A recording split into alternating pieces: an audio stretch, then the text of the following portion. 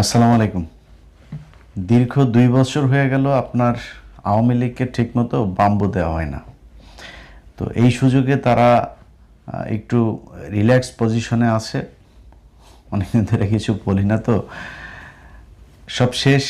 এই যে কারিনা কায়সার, এই ভদ্রমহিলা মারা গেলেন। আমি ওনাকে চিনতাম না। 4-5 দিন আগে ওনার বাবার, যিনি কায়সার আহমেদ, যিনি ফুটবলার ছিলেন, উনি তো বিখ্যাত ফুটবলার, তো ওনাকে আমি চিনি। তো ওনার মেয়ে জানার পরে তারপরে শুনলাম যে উনি অসুস্থ। তো মারা যাওয়ার পরে আবার জানলাম যে উনি এরকম অভিনেত্রী ছিলেন, তারপরে কন্টেন্ট ক্রিয়েটর ছিলেন।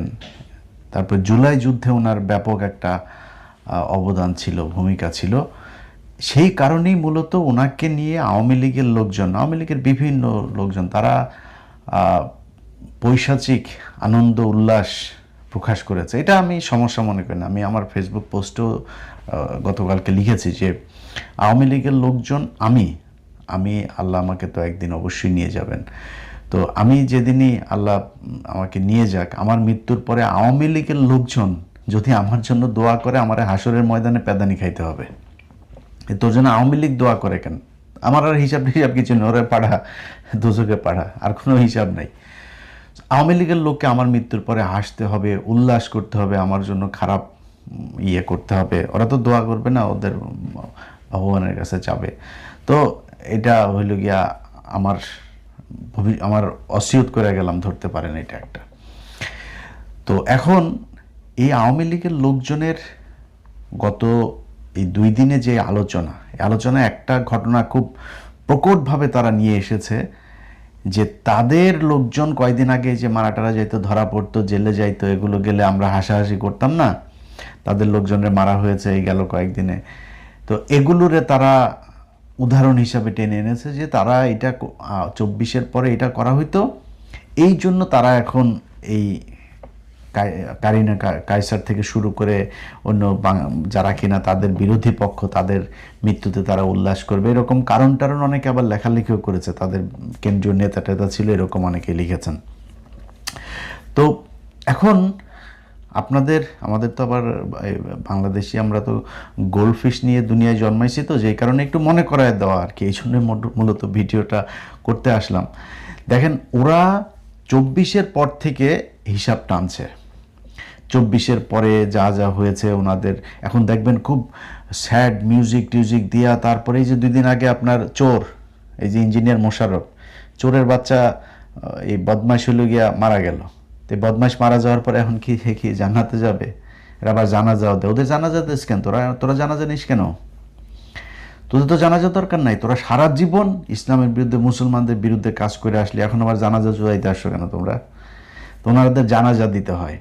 জানাজা দিয়ে আবার বিরাট আকারে জয় বাংলা, জয় বঙ্গবন্ধু, আরে বাবারে, বিরাট আকারে তারা শোডাউন দেখালো। পাছার চামড়া এই 24-এর পর থেকে এই পর্যন্ত যতটুকু ইয়েলো কালার আসে না, ওটা পরিপূর্ণ লাল হয়ে যাবে। রাস্তাঘাটে মনে করো না যে বিএনপি তোমাদের ছাড়া দিবে, ওই সারার জায়গাতে নাই। ক্ষমতার জায়গায় বিএনপি বলো আর জামাত বলো, আওয়ামী লীগ বলো, কেউ কারোর ছাড় দিবে না। তো তোমরা এসে আবার ভাব মাইরা রাস্তায় করবা, পাছার চামড়া, তারপরে দেখবা ইয়েলো থেকে লাল হয়ে গিয়েছে। ঠিক আছে? তো এরকম কিছু ঘটনায় 2 দিন আগে এক মহিলা মারা গিয়েছে। ওই মহিলা তার ছেলের মারামারির মাঝখানে গিয়ে, তারপর পরে শোনা গেল সে স্ট্রোক করেছে। বিরাট আকারের ছেলের জন্য মাকে মেরে ফেরাল। আরে বেটা, ছেলের জন্য মাকে মারা হবে কেন? তোদেরকে কাউকেই মারা হয়নি। তোদের মন্ত্রীদেরকে ধরা হয়েছে, তোদের আওয়ামী লীগের লোকজন এলাকায় ঘুরে বেড়াচ্ছে, তোদের কাউকে মারা হয়নি। ছেলের জন্য মাকে মারা তো বহু পরের কথা। তোরা হইলে করতে এটা, এবং তোরা ভবিষ্যতে যদি সুযোগ পাস তাহলে তোরা এর চেয়ে আরও ভয়ঙ্কর কাজ করবি। কিন্তু এটা বিএনপিও করে না, জামাতও করে না, এনসিপিও করে না, বাংলাদেশের সাধারণ মানুষও করে না। ইভেন যাদের পরিবারের মানুষ মারা গিয়েছে আন্দোলনে, তারাও তোদের মতো হিংস্র। এটা সম্ভব না। আওয়ামী লীগ পৃথিবীতে জন্মায় ওর বাপের পিছন দিয়া। কোনো মায়ের গর্ভে কোনো দিন আওয়ামী লীগ জন্ম হইতে পারে মানে আওয়ামী লীগের আবার অনেকগুলো ধরন আছে, সবাই আবার আওয়ামী লীগের চেতেন না। কিছু আছে, ধরেন এরা মানে অবলার মতো, ওই শেখ মুজিবের ব্যাপারে জানে না কিছু, ওই হালাই যে বদমাইশ ছিল এটা জানে না, জানে আন্তাজি আওয়ামী লীগ করে, ওইটা একটা ধরন আছে। আবার বেশিরভাগ আওয়ামী লীগ করে হলো কিয়া নিজের স্বার্থের জন্য।